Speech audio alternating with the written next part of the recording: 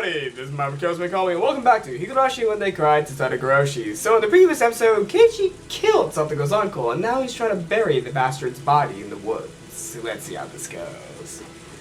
Parents and teachers would get mad at you if they found out you were playing at the swamp. But some of the bad kids in my class apparently snuck out here sometimes to see the giant crayfish in the place. They talked before about how they go to the candy shop and buy some pickled squid, then just tie it to a fishing line and throw it, and all the crayfish would come running. Once I got up to the bank, there was a tiny ritual shrine and traditional robes on one of the trees. And, as I swallowed down for a hole, the blackened swamp had waited for me. If I slammed on the accelerator from the cliff-like stop I was on now, the thing would fly straight into the middle of the swamp. I had to be careful not to fall in with it. If I drowned in this beard, man, what a stupid ghost story that would be. On the night with Tatarigoroshi, Satoko's uncle's corpse was found in a thicket by the road leading to town, in case you might borrow went missing. Who whispered that had been demon away? That year's curse would be a half-baked one. I got off the bike and twisted the accelerator as hard as I could. I let go just when it seemed like it would drag me forward. The bike shot off the cliff and was swallowed down into the swamp, leaving a far fainter splash than I imagined. Its surface was being pummeled by downpour, and the muddy, filthy water was falling into it. I couldn't even make out the motorbike I just thrown in there. It was pretty heavy after all. How quickly being engulfed by the soft mud at the bottom of the swamp, and would be pulled deeper and deeper until it would reach hell itself. I felt no reluctance whatsoever in throwing the man's motorbike down to the land of demons, but I did have a tinge of regret when I did with Satoshi's bat.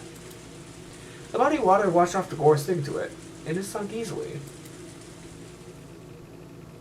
Wait, is he talking about the motorbike? Or the bat? No, I don't think he's owned the bat yet.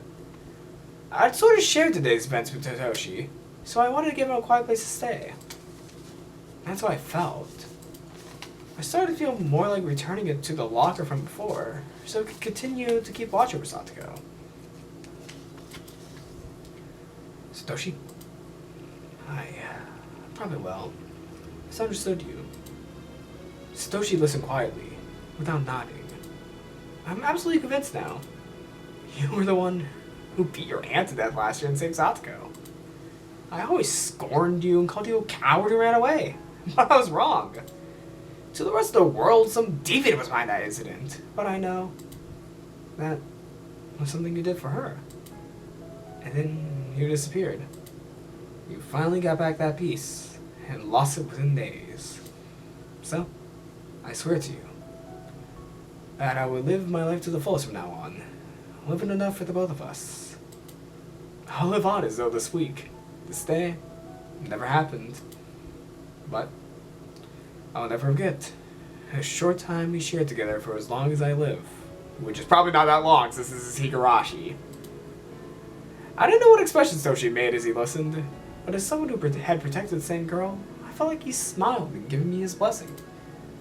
And then, my hand moved on its own accord, and the bat I hesitated to throw away left my hands and flew through the air. It traveled its parabolic path, spinning all the while, and the swamp absorbed it without a sound. There weren't even any ripples when it hit the surface. That surface was tempestuous because of the downpour, and the bat was long gone. For a moment, I regretted having thrown it, but I realized that might have been what Satoshi had wanted. You're right. I still can't let myself to give in to emotion just yet. I'll return for my shovel, get on my bike, dig a hole behind the body, and bury it. It seemed like a simple sequence of events, but I felt extremely exhausted, and I had to do it all tonight. Satoshi left me with the only advice that I needed to finish this up soon. Then fell silent for eternity, and disappeared at the bottom of the demon's abyss. Okay, so I wanted to point out this one thing before I move on. Well, Keiichi talked to the inanimate object Satoshi's bat as if it was Satoshi itself. I felt like that was really in character for Keiichi because a lot of times in the stories, he usually thought of something or like an object, like I can't really find an example from the top of my head right now, but I feel like a lot of times in the story, Keiichi does speak to a bunch of inanimate objects as if he was talking to someone. Like, that did happen a few times in Tatarigoroshi when he was trying to talk to someone like Shion. Like, part of the time, Shion was not there to talk to him, so he gotta replace him with an inanimate object just to get advice from, because a lot of times, Keiichi needs to get advice from someone, or needs someone to tell him what to do, because that's what he was used to when he was younger. Like, he grew up with people telling him what to do. Like, his mom said, do you want to do cram school? And he said yes, because his mom told him to do cram school. And he listened to only what the teachers told him, because, well, he never really had the choice. Like, he never felt like he had the choice. And this first action of him killing Satoshi's, Sato's uncle, well, that's still Satoshi's uncle, still, but when he kills Satoshi's uncle, here's the interesting thing I did point out. He did say that was his first thing that he was doing on his own accord, but he's also using the bat, aka Satoshi, as a way of someone telling him to do something. Even though he's telling himself to do something, he's putting all the commands onto someone else, which I found really interesting for Keiichi's character. So that's why I really like the detail of Keiichi talking to Satoshi. Well, Satoshi's bat, and as if he's talking to Satoshi. Wow, that was really complicated to say out loud, but I just thought that was interesting. I returned to the path I had to ambush her uncle on. My bike was hidden, sleeping in the brush, so I stood it back up. My whole body felt heavy, but I needed to finish by the end of the day, even after I whipped myself to do it. Oh, I forgot something. I didn't just come here for my bike. The shovel was here too. Not good. I was zoning out. Every once in a while, if I let my guard down, my vision would almost go black. Pull yourself together, Keiichi Maibara. It's still not over. I went to the grove of trees and looked for the hole in which I hidden the shovel. Unfortunately, I hidden it deep in the forest, not wanting it to be seen. Now everything was black in the night, and I couldn't see anything anymore. I reawakened my fading consciousness and realized just how big this annoyance really was. Wait! You can't be serious! The sweat the rain washed away before came back up to my skin. Deep in the forest, where the streetlights could never reach. The fact that it would be so pitch black had been completely uncalculated. With this much darkness, even if I had been able to kill him right away as I planned, I didn't know if I could have still bury him without a problem. What should I do? I simply couldn't find the shovel tonight. If I force myself to go deep in the forest, I'll lose my sense of direction and might actually get lost in there. That might have been an exaggeration, but it was fully possible I'd trip over a tree root and sprain a muscle. Oh, right. My house storage room. And there was another shovel in there, the same pull-up kind. Couldn't I go back to the house, get the shovel, and give up finding the shovel tonight? It's not as though any of my borrowers were down the shovel. But it seemed like an unusual item from an import variety store, made in other countries, so... I didn't want to leave that shovel here.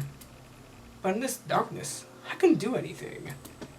I should give up and go back to the storage room.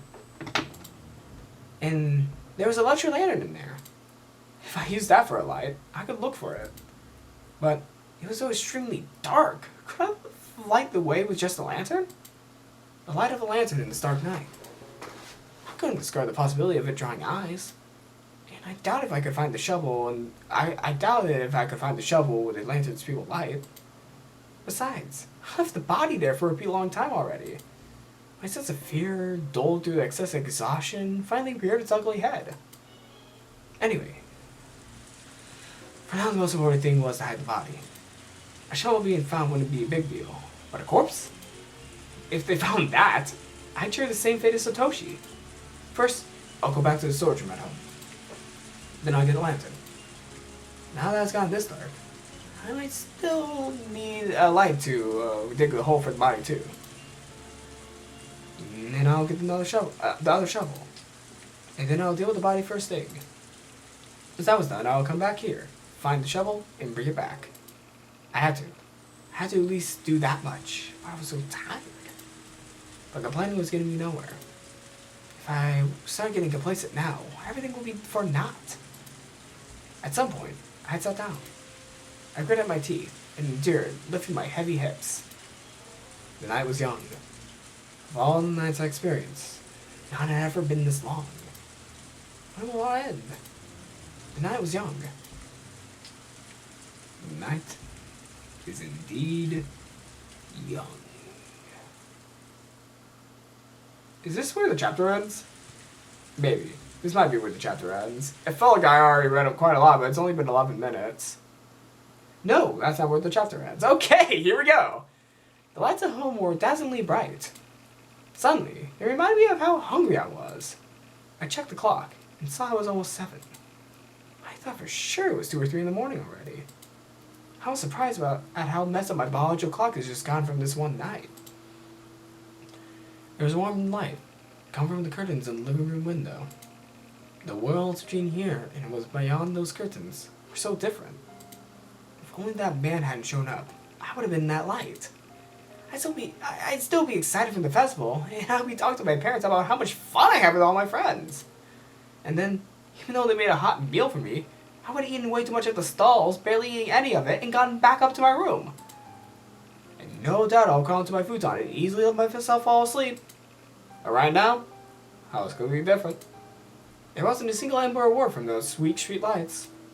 Right now, I was unconnected to any time spent with my family, and there was neither warm food nor the time to allow myself to sleep.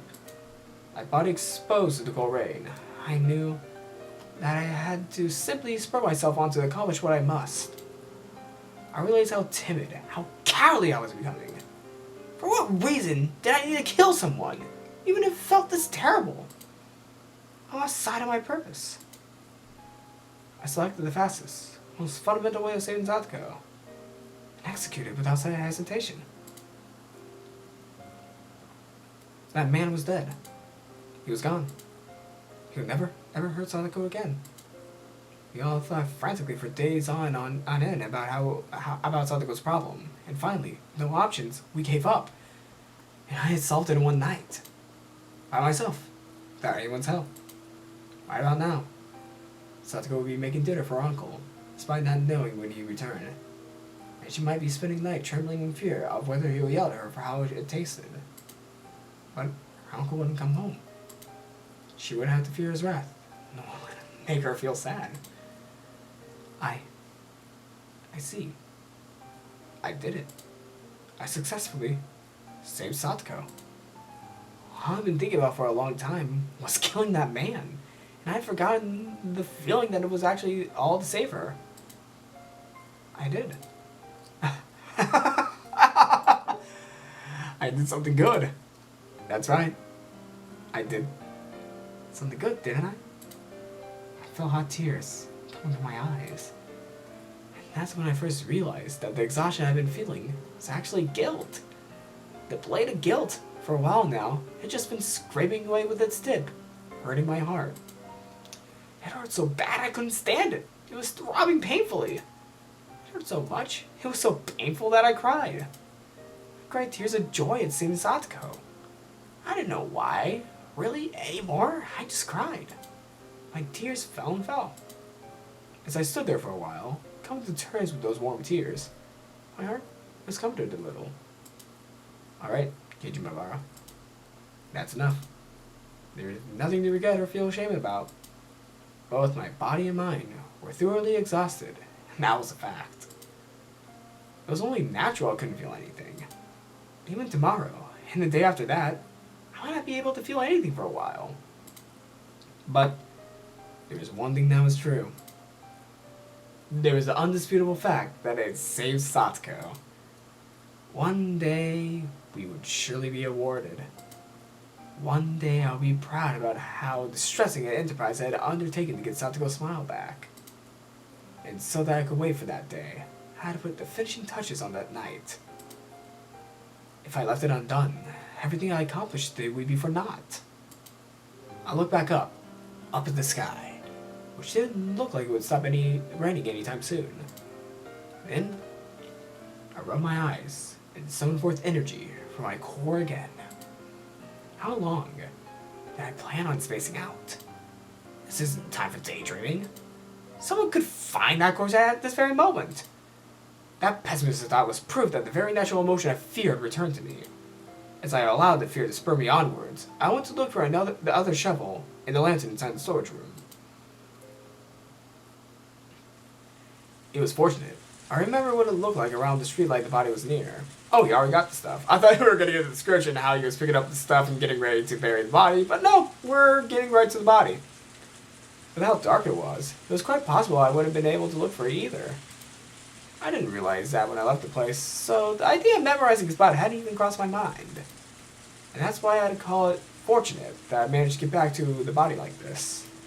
The course was now located in a big muddy puddle. Half the thing had already sunk into the swamp-like pool of water.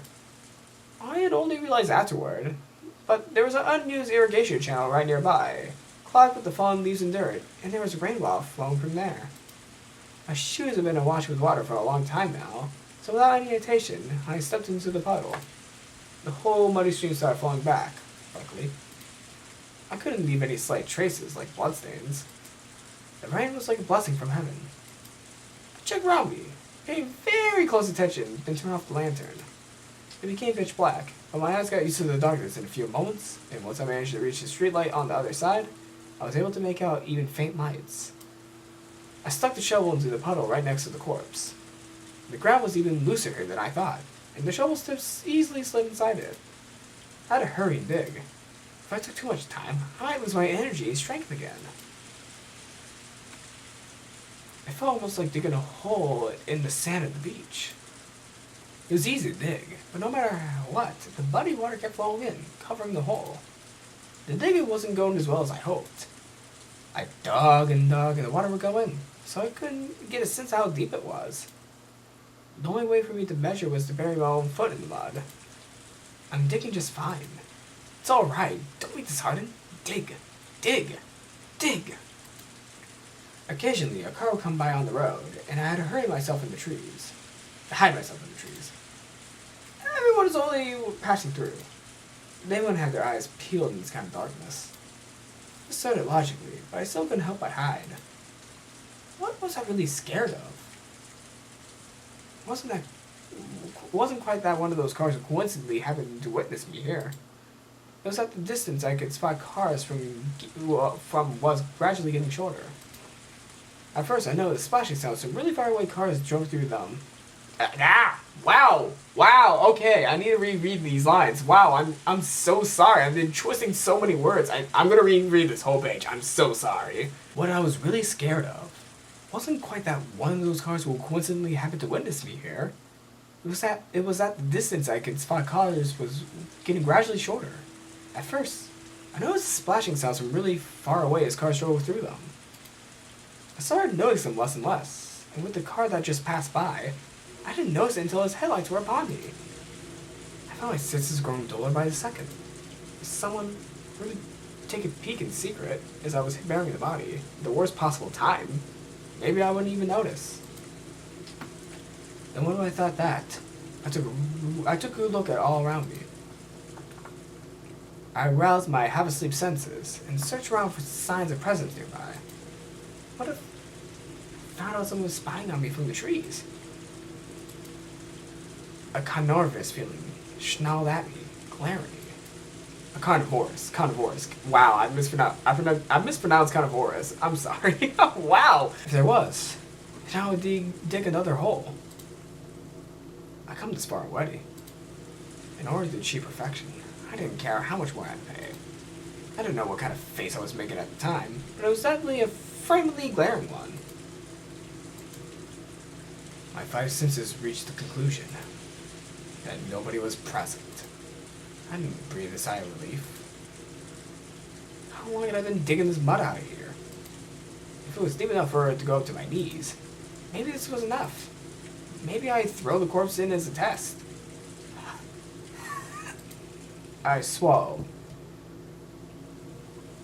getting my breathing under control. Despite how much I beaten him, I was afraid of touching the corpse. So instead, I dragged it by its feet to the hole. It took more than just a waggle and tug to do it. But of course, it did. Considering this man's weight was easily 80 kilograms, I really owe my strength and dragged him. At this point, my groundless fears that he might suddenly start moving again had vanished long ago. His body fit perfectly into the buddy hole. It was more than deep enough. Alright. Let's bury him. Quickly. Quickly. If I did a perfect job at burying it here, everything would be over. I would hide it in the hole, and none of this would have ever happened. When I realized that I only had a little further to go to finish everything, I was racked with pointless anxiety, like I was in a race against time. It was like I was absorbed in a delusion that if I didn't bury the body quickly, it might come back to life. In any case, in a great rush, I poured mud and dirt into the hole. If I didn't work efficiently, someone might find me here. Until now, I figured if someone saw, I'd just kill them. Not anymore. If I was arrested with such absolute fear that if someone saw me, it would all be over. As I finished the work off, it was a total mess. Splish splash, squish squash. I drew the surface of the shovel across the ground, trying to make it flat. I was completely covered in mud at that point. The rain washed the mud off my body, but not off my now blackened clothing. My body and mind were keeping panic, with fear, with rain, and sweat and mud.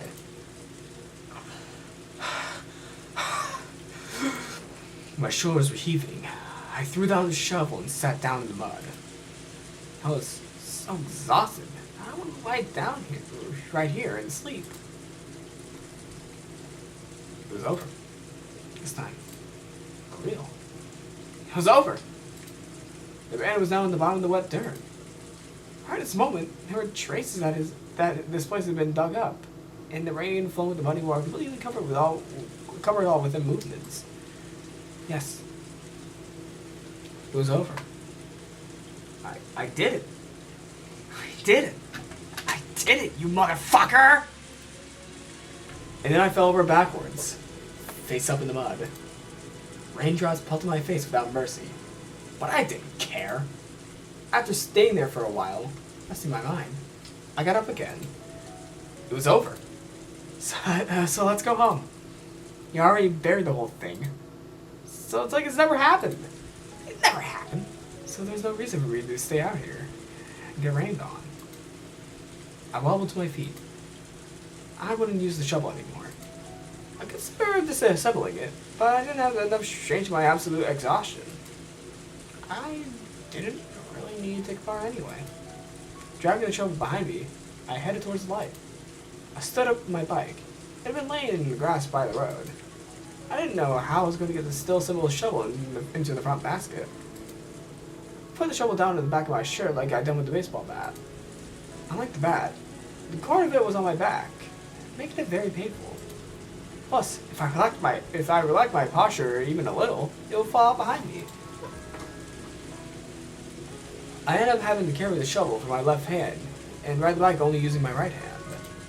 Not only I was in a state of total exhaustion, this was a downpour. One hand on the handlebars. I was swaying to and fro like a drunk. I didn't care. Even swaying like this, I got a little closer to home every time I pedaled. I saw two lights swaying slowly in front of me. A car was approaching me. Oh no, I need to get out of the way. From far away in the shadows of darkness, a car appeared. Those dazzling lights washed over me. The driver made a short honk of the horn to inform me I was in the middle of the road. I had to get out of the way. I kept telling myself that not only I was riding one-handed, I was exhausted, so I couldn't do anything. Wobble, wobble, wobble, wobble. I meandered about, not going to the right or to the left. The driver decided to swerve out of the way right in front of me, without lowering its speed much, and suddenly came towards me. It suddenly grew larger in my vision, and telling myself again that I needed to get out of the way, I jerked the handlebars in one direction, then lost my balance, and fell over, bike and all. My whole body splayed out, and one foot caught in the bike. This was seriously bad. My drasticness quickly vanished, and just as a cold sweat broke out on my skin, the driver quickly spun the wheel to the left and made a counterclockwise U-turn and came right up to me and stopped. The driver's seat door opened, and the driver came out. You idiot! What are you doing here? I was pretty sure someone would yell at me like that. Oh. Oh my. Look who it is. It was a woman's voice. And one I knew. I lifted my face off the ground and looked at her. Yes! I knew it! Well, okay, I already knew that Takano was coming since I saw the anime, but still, I love the reveal. I thought the reveal was good. Takano-san? Good evening. The moon is very pretty tonight, my Baru-kun. It was far too hard to see the moon. Takano-san unfolded an umbrella and smiled as she spoke. That smile was, for some reason, uncanny. She seemed right through me. Of all the people I could have met, I got the sudden feeling that this was the one I wanted to see the least. What are you doing out so late? And you're soaked and covered in mud, and no umbrella either. What is that? A shovel? She had come here via car. She would have known what I was doing. And yet, she smiled, as though she knew everything. Calm down, Keiichibara. She always makes that mysterious-looking smile, remember? Don't let her onto anything, lest dig your own grave. The rumors say that you're playing baseball with the golf club. Is that what the shovel's for, too? You're using it as an umbrella? I should tell a good lie here. If I could just do that, things will work out. When I went with Rena to go digging for treasure at the dam, we forgot this here. And you went to get it in this downpour? When I left my house, I didn't think it would rain, so... Oh, it's been raining for a while, though. You've been out for quite some time, haven't you? Well, yes. I was kind of wandering around. Even so, you came here from that direction, didn't you? The dam is in the opposite direction, you know. Takano-san was clearly aware that something exceedingly abnormal was happening with me. And as she played her little word games, she was enjoying driving me to a corner. Maybe she had a vague guess, just from the situation of what I've been doing. My timing really sucked. To run into her, of all people, of all times. At the very end. I can only be frustrated at my terrible luck.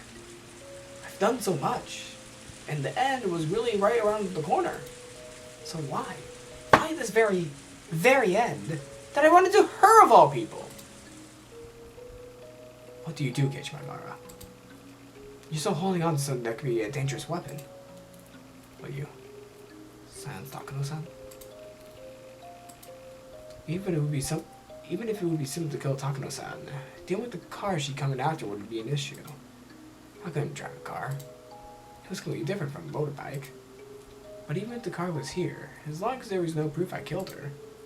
Yes. In the night's downpour, without any prior planning, by all coincidence, a hit and run. As long as you didn't drop any handkerchiefs with my initials on them, they would never know I killed her. A black flame quietly smolder and rage in the core of my body. That's a scary look. Did I tease you too much? Takano-san started to laugh by herself, and thankfully stopped talking about it. But the dark clouds in my mind didn't go away.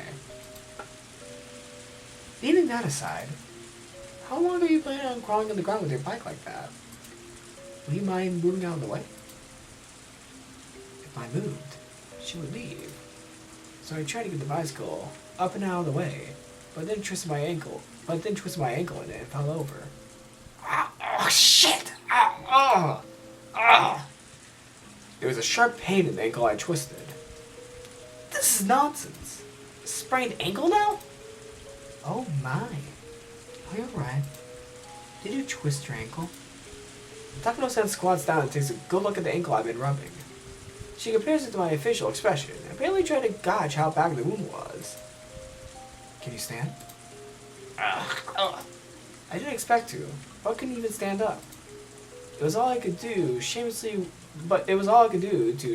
wiggle on the ground like a caterpillar.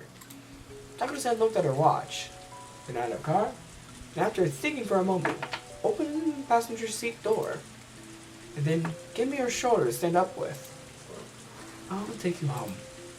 I do feel bad. It's almost like I hit you. I'm sorry. I wouldn't just leave you here. It's a good thing that I'm a nice person.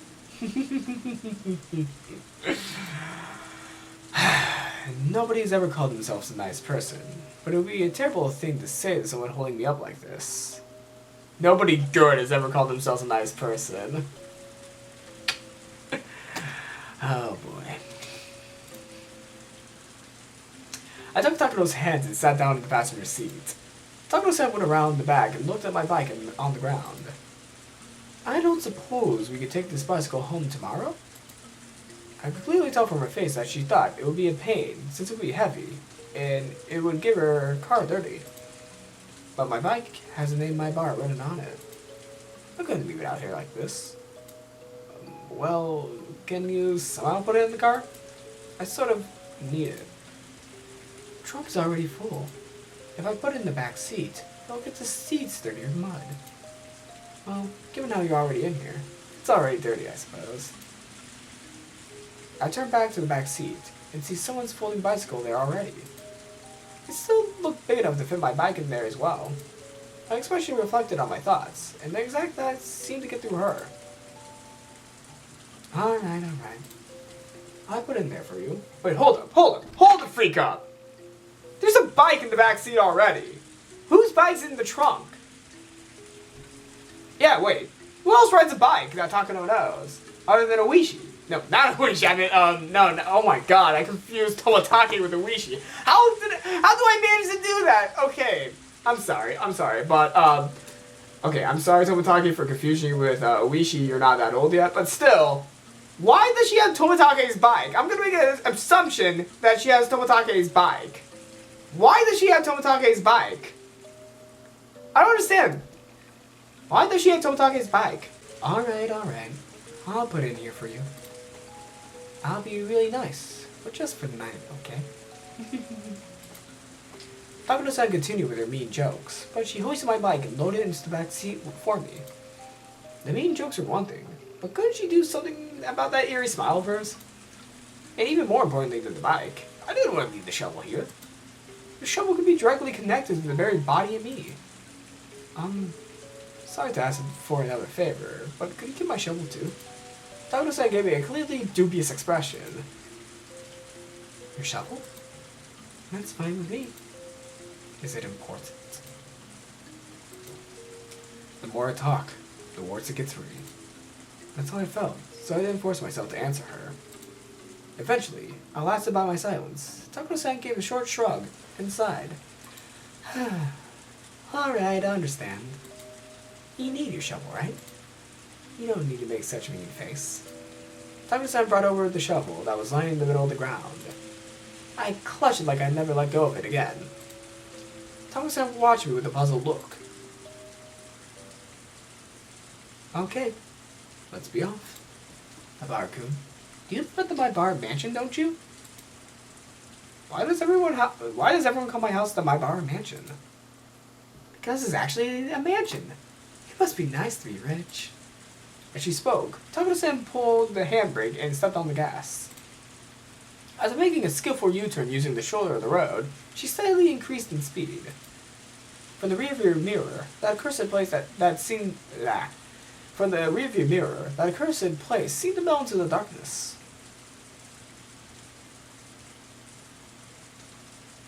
Reed? Huh?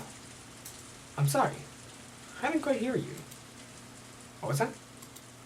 Takano-san suddenly tried to say something to me, but thoughtlessly I didn't catch it. Looking ahead, Takano-san said the exact same thing one more time. The body.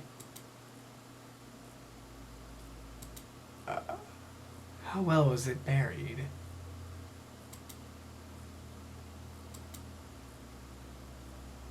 I thought my heart I had it beat out my chest, but I didn't let it show. But my lungs were squeezed tight, and I couldn't breathe. What are you talking about? When burying bodies in mountains like these, you have to bury it fairly deep, because the wild dogs will often smell the corpse and dig it out. Some human bone a wild dog brings back in his mouth leads to an incident being uncovered, and the police will head out to a stretch of the mountains. This actually happens pretty often, you know.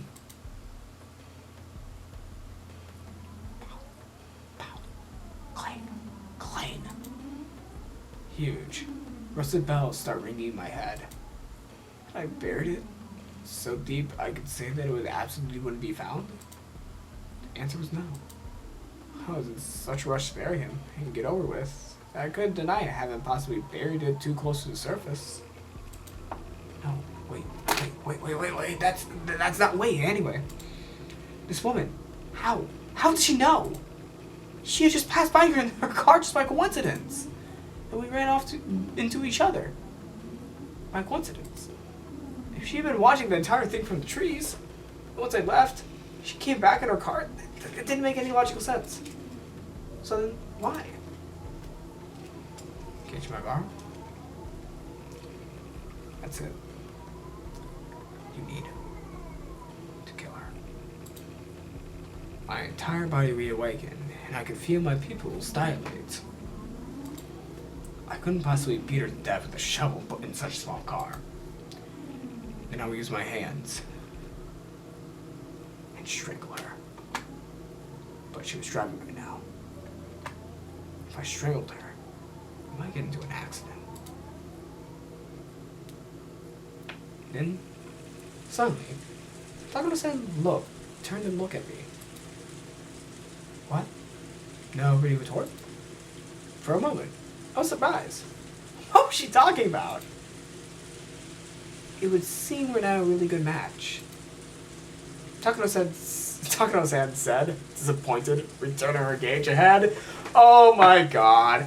Keiichi, you just blew it. You technically just gave away you killed somebody by reacting like that. I'm just gonna say that now. Oh my god. Keiichi, you fucking blew it. I repeated the words she said a few times in my head, and finally realized she meant it as an off-color joke. I didn't know whether it was really a joke, but I wouldn't be able to fool her, no matter how many lies I told. Right now, with her driving a car like this, I couldn't kill her. I have an even harder time doing it when she got back to my house. That moment we met, that had been my best chance. To have missed it so easily, it hurt. After that, Takano-san didn't say a single word. The car was completely buried in an almost suffocating silence. What kind of woman had I run into? Everything that had happened today, I managed to pull it off, and at the very end of it all, I just had to go home and go back to sleep. What bad luck. Oh! As my sleepiness gradually overtook me, the anxiety I felt suddenly started to matter less and less. Is this alright, Kichiwabara? You probably should not leave this woman alive. Right now, I'm tired. She stepped on the brakes. I jerked against my seatbelt. That woke me up. I thought I must have fallen asleep by accident. I looked out the window, and there was a big building with faint lights on. It was really dark out, but I knew immediately it was my house. I'll go get your folks for you. Will you mind the place for a few moments while I'm gone? Don't make fun of me, please. Besides, look, I'm fine now. I can walk by myself. Oh my.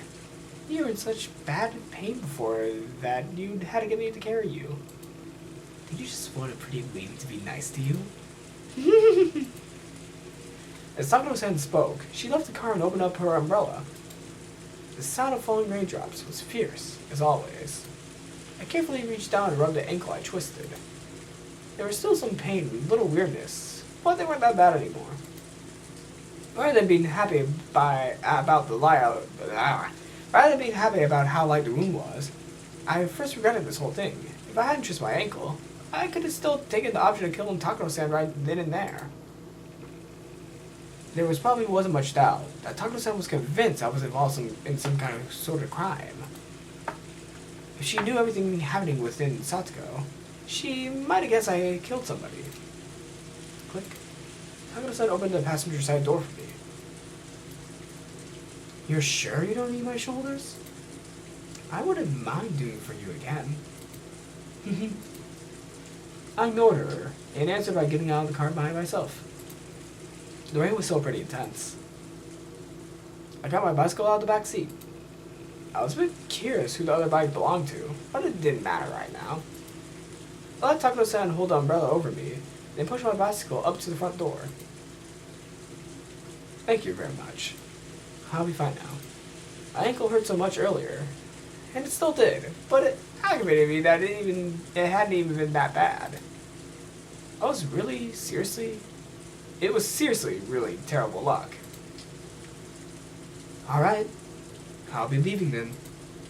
Keep it a secret that we had a nice evening drive together by ourselves, okay?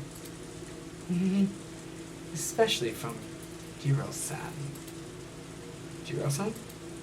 Oh! She met Tomatake-san! I suppose she called him by his first name. His full name must be Jiro Tomatake then. Jiro Tomatake, the sexiest man in Higurashi. And then the other bike, the folding one in the back seat. I didn't care much about it at first, so they came to mind. Hey, excuse me, you're from Himizawa, right? On the day before yesterday, as I walked near the dam, half asleep, Tomatake-san had talked to me. And the bicycle he'd been riding, it was... that bicycle in the back belongs to Tomatake-san, doesn't it? Takano-san's eyes, I think they sharpened for a moment. Did she also happen to bury your body that night? And why do you think that? I saw when I met him before. The frame stood out to me. But wouldn't that be odd? Do you think it's possible for this to be Jiro-san's bike? Odd, huh? Takano-san, her hair, elegantly fluttering, peers into my eyes. Well, there are no bed and breakfasts in Himizawa, are there? Jiro-san would need to be staying in town. Is that so? Well, I guess that's right, huh? You can't really walk from town to Himizawa, can you? There are no buses either. You at least need a bicycle. She didn't need to tell me that. That's why Jiro-san was riding a bike. For Jiro-san's bicycle to be stowed in my car, and him not to be there, in there. That would be strange, wouldn't it? It would mean that Jiro-san was in Himizawa without a bike. I had to left Jiro-san somewhere and put his bike in the car, wouldn't I? It would make sense. And as she spoke, Takano-san made eyes like a hawk. Unfortunately, I didn't really understand what was so odd. What about that is odd? Aren't you and Tomodachi-san friends? I don't really think it would be strange for there to be some reason you had his bike in your car. But it would be. What I mean is, Jiro-san and his bicycle being in different places in Himizawa wouldn't make sense. For those reasons, it means this bicycle can't be his. Do you understand now? Takano-san's roundabout way of talking was hard to comprehend, but that eeriness I could feel, that vague dreadfulness, I didn't like it at all. But the most wild and instinctive part of me warned me not to pry. That's my bicycle. Jiro-san picked it out for me, though, so I can't deny that it looks like. Ah, I see now. I thought it looked similar.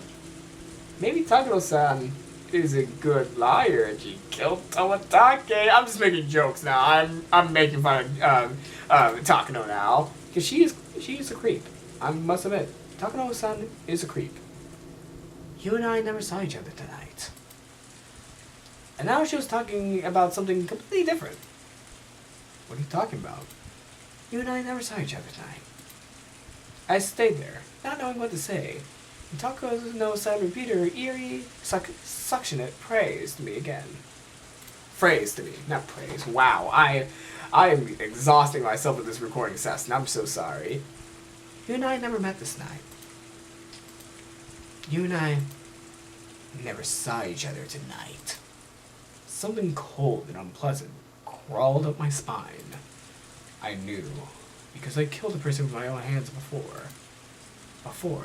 I came to the conclusion that I only had one chance to beat this woman to death to keep her quiet, and I couldn't hesitate. So I could tell that she arrived at the very same conclusion.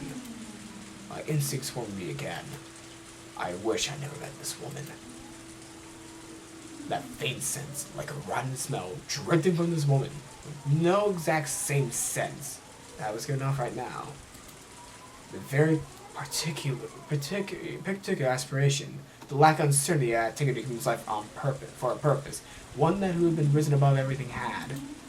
Actually, maybe I should have called it nausea. It meant that I didn't know how to explain it at this very moment. Well, but Tako-san was the same as me. In other words, someone who shouldn't have been here. Someone I couldn't have let anyone know I was here. Someone nobody who wanted to see. Somebody. Wow, I'm really mixing up the words. Okay, I'm gonna slow down. Someone who nobody would have wanted to see. And now that we could only pretend as though we never met. Yes, which meant that, just like I wanted to have nothing to do with her, she didn't want anything to do with me either. And she, too, wanted me so that we never met. Both of us wished for the same thing. Our desires were the same, which meant Takano-san's suggestion was extremely practical, and that I couldn't outright refuse. If that's fine with you, then sure, whatever. You and I didn't meet this night. You're right. That would be best for you, too, wouldn't it? Why do you think that? Are you seriously asking me that? You can't figure that on your own, boy. She cut me off with the condescending word, boy. Right in front of my house, in a place most unsuited to killing. And yet, there was a frozen thirst for blood coming from the both of us. I would be killed. Right here, right now. Yeah. Then I should have definitely beaten her as we passed each other. A damp, greasy sweat broke out on my body. That's fine. If you want me, you can come any time. And when I made up my mind, she shook her hair elegantly and turned on her heel. Good. I'm a kind person, after all. What was good? How? Because she was a kind person? Was that it? I didn't get it! Tako-san got into her car. We didn't exchange any words of parting. I performed a massive feat, the killing of Satoru's uncle, and yet, I didn't feel any accomplishment. On the holy night of Oshiro-sama's curse, on which the ticket of another's life was allowed, on a terribly rainy night where the demons wandered, as angels of Oshiro-sama's will, the demons were never supposed to meet, and suddenly, they did. The demons parted way trumpetly, and there was no reason for them to fight. Both their objectives had already been accomplished. With the rain hitting me like a waterfall, my eyes met with Takano-san's through the car window. The female demon, her mouth twisted into a distorted, fearless smile. It was too late to kill her. Far too late. That very first moment we saw each other, had been my best chance. Now that we parted like this, I was acutely aware of it. I should have not let her live. She beat her horn quickly, Their car drove away in rouge. The one woman who knew what it would be happening tonight disappeared in the dark.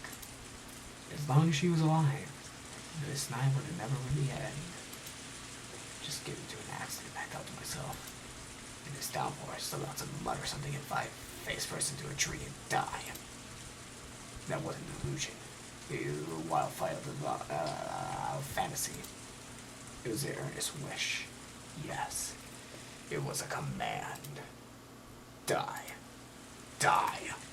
And keep your mouth shut for eternity. Because I had no doubt you were wishing for me to die all the same. My curse upon her faded emptily as Takuro-san's taillights disappeared into utter darkness. The cursed lights were completely out of sight now. Even the sound of the engine faded into the sound of the heavy wind, and it was inaudible now. I, too, turned on my heel, to draw the curtains on the same night, to open my front door, and end it all. I began walking towards the front door. I was covered in mud, and I made a squishes at it with every step I took. Squish, squish. Don't worry, Kichimaru. Squish, squish. She'll die. Squish, squish. Ed will be as miserable as she is. I'll throw her to her flames alive and let her dance until she's burnt to her crisp. I'll burn her ashes in the fire's hell itself until she's ruined as much as she deserves. I wish. I really do. Squish. Just now, I hadn't taken a step, and yet, a footstep. Without emotion. I turned around. But there was a footprint that wasn't my own, and it was obvious someone else was behind me. Was somebody else there? I was sick of this. Whoever it was, I was sick with everything tonight. This time, I will kill them. I'll kill them without a second thought. I wouldn't hesitate to turn around and take another hole.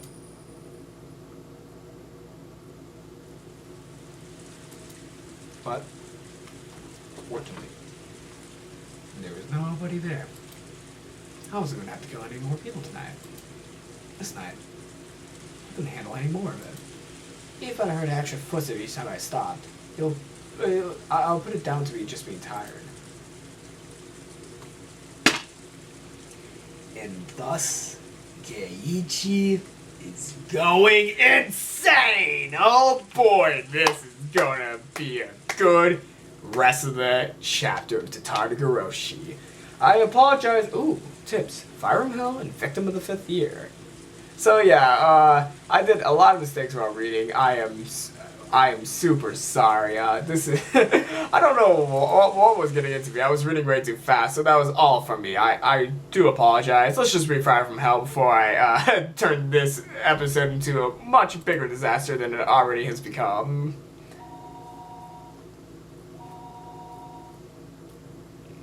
Hello?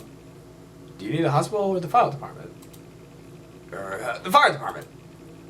Is there a fire or some other kind of accident? Please speak slowly and calmly. I think it's a fire. This is the blank rust area on the highway. I can see a ton of fire smoke coming from the mountains behind us. Nobody goes back here, so I didn't know why anything got lit on fire. Anyway, I figured I should let you know. It could turn into a forest fire. I understand. I didn't know exactly where you are, so please tell me your name, a phone number, and where we can get in touch with you, and the exact location of the fire. Notice from the fire department headquarters. We have a report of a suspicious fire on the western slopes of the Blank Mountain. Given this distance from the road, it could be a couple's bonfire or someone unlawfully burning trash. The location is deep in the woods. No homes in the area, but this fire could spread. Immediately, go to the site to verify. Is this the fire station? This is the Blank District Fire, the department branch. We arrived moments ago at the reported area. Fire confirmed to be a burning oil drum left in the mountains. The fire is calming, and there's a chance it will spread. No chance it will spread. And, well, an oil drum. I think it might be a person. Like, a person burned with kerosene or something. Well, I think maybe we should get the police over here. There's no mistaking it. This is a person. Ah!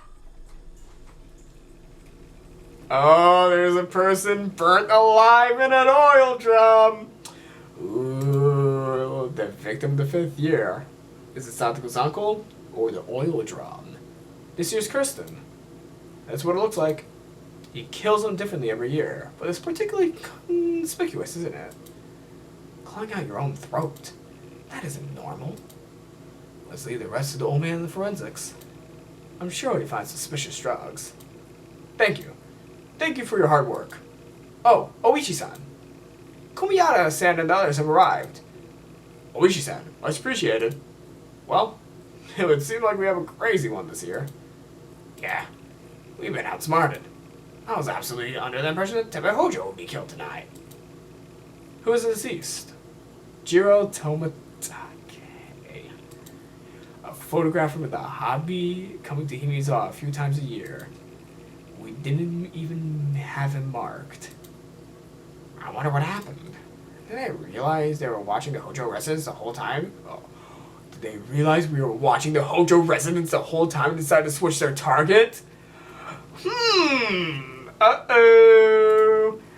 Maybe we for sure flubbed this one. And there's no problems with Tepe Hojo. And there are no problems with Tepe Hojo?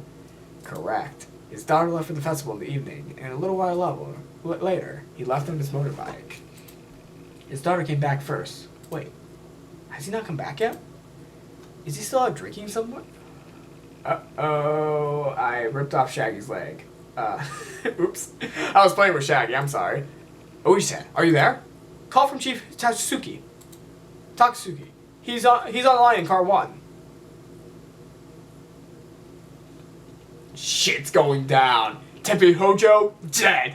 Jiro Tomatake, dead. Someone in an oil drum, dead. Takano suspicious, Keiichi suspicious. This is going to be an interesting final conclusion to Higurashi When They Cried, Chapter 3 to Tatarigoroshi. I cannot get it all today. I am stumbling with words. I'm trying to find a way to end this video without passing out. So if you all like this video, leave a like, leave a comment. I apologize to Shaggy Rogers for ripping off his leg while reading, and I'll see you all next time. Leave a like, leave a comment, and the mystery continues for next time. Leave a like, leave a comment, and I'll see you all next time. Okay, whoa! Whoa! Okay, I put my finger a little bit too far down this time. I'm sorry. Mikhail.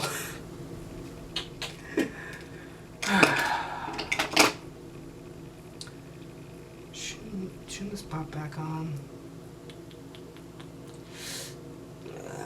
Well, okay. Okay, this is gonna be an issue. Wait, no, I might solve it. Come on, Shaggy. Shaggy.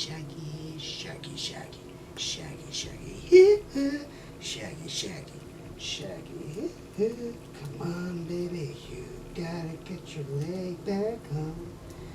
Shaggy. I did it! Shaggy's been fixed!